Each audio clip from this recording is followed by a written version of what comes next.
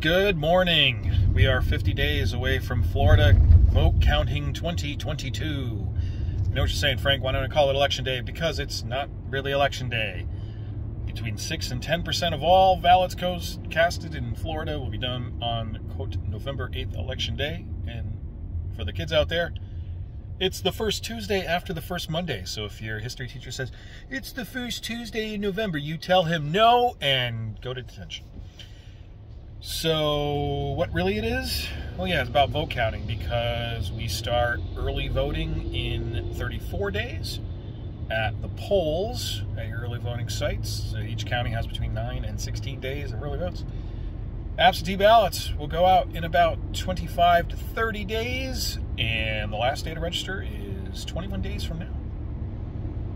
So where are we? Well, here I am to give you that information. So like and subscribe and make fun of me down below. So we're going to talk about the big races here in Florida. And the first thing we're going to talk about is the state house and senate. All of the seats are up for grabs. If your state senator was elected 2 years ago, they are up for a 2-year term. And if not, they're on a 4-year term. Either way, Republicans should dominate the state house.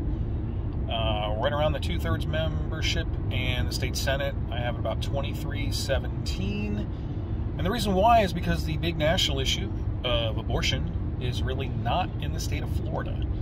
Not that abortion is not a big deal, it is, but the 15-week, I hate to use the word ban because it's not a complete ban, and really, depending on how you pitch it, it is a 15-week unlimited abortion right, or at least ability, that we have now. About 90% of all abortions take place in the first 12 weeks. The international Western standard of Europe is about 12 weeks. We are at 15. And while, yes, there is no exception after the 15 weeks for rape and incest, you've had 15 weeks. There are exceptions for endangerment of the mother or certain ailments to the child, like being born without a brainstem. And of course, if you believe that all life is blessed and sanctimonious, and a 15-week allowance is the worst betrayal in your life, this doesn't help you. And if you are on the other side of the aisle and believe that unless a woman has the right to abort her unborn baby up until 9 months, otherwise it is a weird handmaiden tale lifestyle, again, that doesn't make you feel good either. But for the 70% in the middle that believe that some abortions should be legal and some abortions should not, it's a pretty moderate position. And because of that, and Republicans had the opportunity to go to 6 weeks or 12 weeks or a full ban when they knew that the writing was on the wall that Roe v. Wade might get overturned, they went with 15. And I believe it's kind of a non-issue in that the state house and senate races. Now, as for the cabinet, in Florida, we elect Chief Financial Officer, Attorney General, and Commissioner of Agriculture and Business Services. It's basically the gas lady, even though the gas lady did not win her primary for governor, but it is, consumer services is a big deal, part of the agriculture. All three will be won by Republicans, and pretty handily too. While polling can be a little bit inaccurate, because people don't know names, they only know party. Every poll that I've seen has Republicans winning big in all three of those races. And that is important because in the state of Florida, there are many times when the cabinet and governor vote on certain initiatives as a body, including things like clemency and pardons. State of Florida, the governor is actually somewhat weak in that regard, and it's just, even if somehow, some way Charlie Crist won election, he would be very minimalized between a very Republican state house and senate and a unanimously Republican cabinet, at least elected cabinet. Now on to the governor's race. I don't see Charlie Crist even having a real shot at winning. I've believed for over a year that Charlie Crist is the absolute wrong candidate for Democrats. And if you are trying to run the issue of abortion, which is a firm possibility of definite maybe that the governor actually has real say over that issue with legislation. That you would not want to choose a twice divorced, let's just say, not very pro-female in the past, Charlie Crist. His ads are also very plain Jane for him. He, of course, he's ran as a Republican, an Independent, and a Democrat. He's lost as a Republican, an Independent, and a Democrat. An ad attacking Charlie Crist attacking the governor for the price of gas, when all summer you have had Republicans going after the president for the price of gas, is just very kind of tone deaf, especially when gas has dropped $1, and nationally Democrats are running on, hey, we've done such a great job because gas has dropped $1, even though it's still like 70 cents higher than it was a year before. You just have to scratch your head. On the other side, the Ron DeSantis ads have been very much introductory. The governor doesn't say much. He introduces, it's like, hey, this is Ron DeSantis, and then it's a bunch of people introducing him.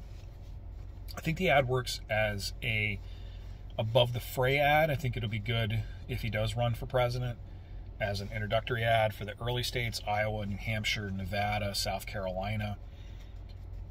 I don't think it's a great long-term ad, but I don't think he needs to have a great long-term ad. He's going to win the election.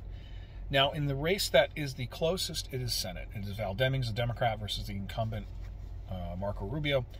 Marco Rubio has what I would say is a very poor strategy at this point. Most of his ads are concentrated on Spanish language television and radio. Not that he has no ads in English, but he doesn't have as much money as Val Demings. Val Demings has outraised him quarter after quarter. She spent a lot of money in the primary, a primary that she knew she was going to win, in South Florida as introductory ads, because she's not from South Florida, so you need to kind of build yourself up. Why that's a problem is, yes, Spanish language television has higher ratings. Of course, some of that's going to be lost because not everybody who's watching Spanish language TV is a citizen that can vote. But also, Val Demings is running ads on football games. So, let's be honest. Florida, losing, that's no bueno for TV ratings. But right now, Jacksonville is the top team in the AFC South at 1-1. Tampa's 2-0. Miami's 2-0, about to play Buffalo. Even if you hit the SAT button, which doesn't mean Spanish, it actually means secondary audio production? Programming. Secondary audio programming. Your ads are going to be in English. And the number one watched show is the NFL for men. The number one watched show for women is the NFL. The number one watched show for Latinos is the NFL.